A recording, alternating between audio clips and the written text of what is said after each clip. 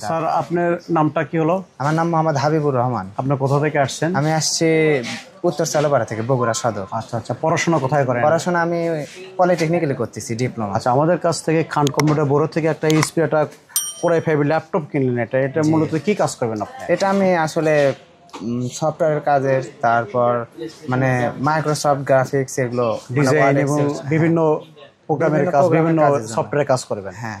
আচ্ছা, আমাদের কাছ থেকে আমাদের দোকানে এসে আপনার কেমন অনুভূতি হচ্ছে? এখানে দামটা প্রাইস কম পালেন না বেশি পালেন, এরকম ধরনের কি মানে আদার্স দোকান থেকে কি আপনার প্রাইসটা কম পালেন না বেশি পালেন?